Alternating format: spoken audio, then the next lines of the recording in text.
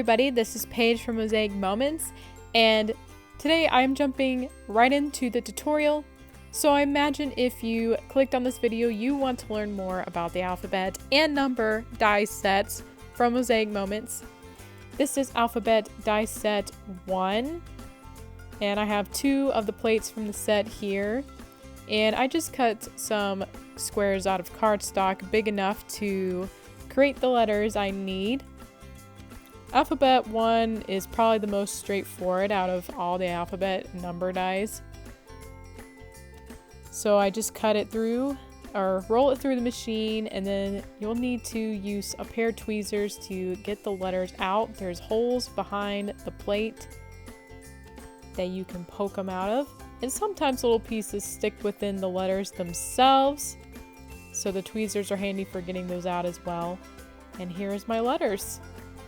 Before I add the letters to my page, I of course need to add some adhesive to the back. Everyone has their own method, but I like using the Xyron Create-a-Sticker machine. And it's really easy to roll them through, and basically they become stickers, and it's easy for me to pull them off and then place them right on the grid paper. Just like that, super easy. So when I use the Xyron machine, it does leave a residue on my cuts from the adhesive, but it's really easy to rub off. Right now I'm just adding the rest of the letters to my grid paper, and thank goodness for the grid paper because they can all stay nice and straight because of it and aligned correctly.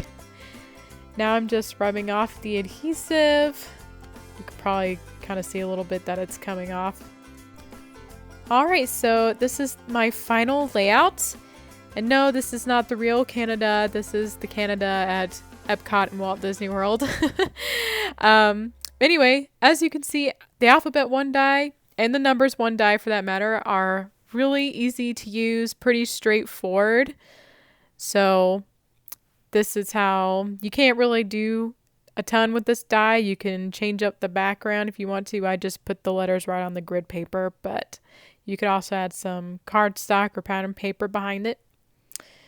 Anyway, let's go on to the second layout. Now I'm going to cut with alphabet die set number 2. There also is a number 2 die set as well.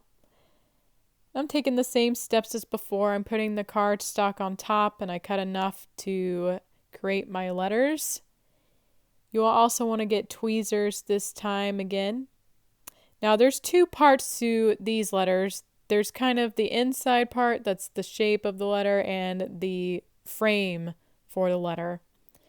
And in this case, I'm keeping both pieces, and I'm going to show you why when I get to my layout. So this one is a little bit different from alphabet 1 in that alphabet 1, the whole thing's kind of attached together and you don't have 2 separate pieces really. So I laid down some 1-inch squares made from pattern paper on my layout. You can do that with a 1-inch punch or from the 1-inch die from set A. So I'm laying down we'll say the frame part of the letter down first, and you could leave it like this if you wanted to actually, but I want to use the other letters for my final layout. And I'm a little bit of a perfectionist. I want my letters to stay in straight.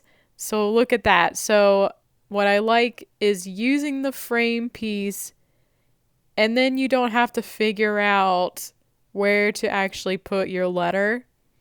By the way, I already put adhesive on the back of these letters, if that wasn't made clear. This one I'm going to redo because I think I put it in, could have done a little better about putting it in. But anyway, so pretty much this is just an easy trick to get everything straight. So if everyone thinks, wow, you took so much time to put those letters down, really didn't take much time at all once you just use the frame. It's sort of like using a stencil. So yeah, a pretty easy trick for the letter dies. All right, this is the final layout with the numbers 2 die set. And I probably do this look the most out of all my pages. So Definitely give it a try at home. All right, now we're going to move on to the last layout. I have the numbers 3 die set. I'm going to follow the same directions as last time. This time I'm mainly keeping the frame piece, but there are numbers like the 0, and I'm going to actually keep all 3 pieces, and I'll show you why. So I put adhesive on the back of my numbers, and as you can see, it's really easy to just stick down. I made the background with dark brown cardstock. Now the 0 is a little bit different. Some of the alphabet is the same way. So I saved all 3 pieces. I'm going to show you in a second why. Basically, I want to have the centerpiece aligned correctly. And so that's why I kept that 0 piece that I'm going to pull out there. And now that center part is straight. All right, I'm finishing up my last 2 numbers here. If you are using the alphabet 2 die set, or excuse me, the alphabet 3 die set, the steps would also be the same. Now I'm done. All right, there actually is a lowercase alphabet 3 set, which I will be using to finish off my page. I have one of the bigger alphabets because that'll be used as my capital.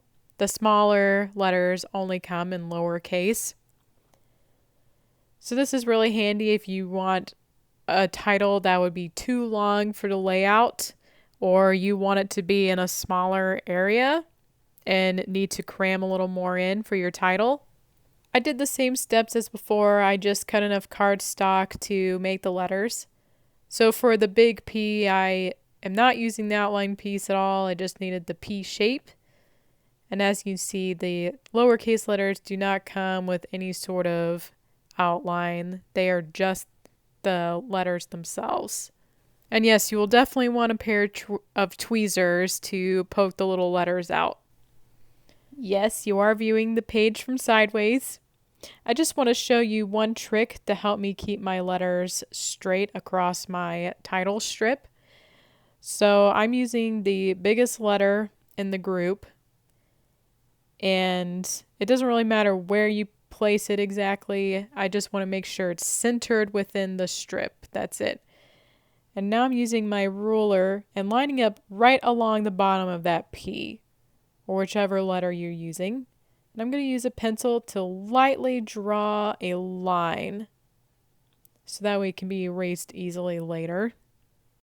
You can also use the mat behind your page to help you keep the ruler in a straight line as you draw with your pencil.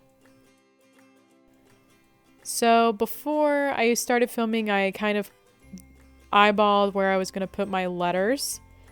So one of my other tricks is to, because I have this longer title, basically I'm going to measure the distance between the edge of the letter to the end of the strip. And I'm going to take the measurement and do that on the other side as well. And then I'm going to place my letter at the same distance as the first one. Now that I have adhesive on my letters, I can just stick them right on the line. I made sure the bottom of the letters went right up against the line so they're all straight across my title strip. And yes, the letters do take more time than doing the bigger ones because you will need to readjust them as you need. Now I'm just erasing that pencil line I put there earlier because now we don't need any more. See, I accidentally moved my eye over. And now I'm finally finished. Here is my finished layout with the numbers and alphabet 3 die sets. I really like this font. It's really cute, especially for pages such as the pumpkin patch.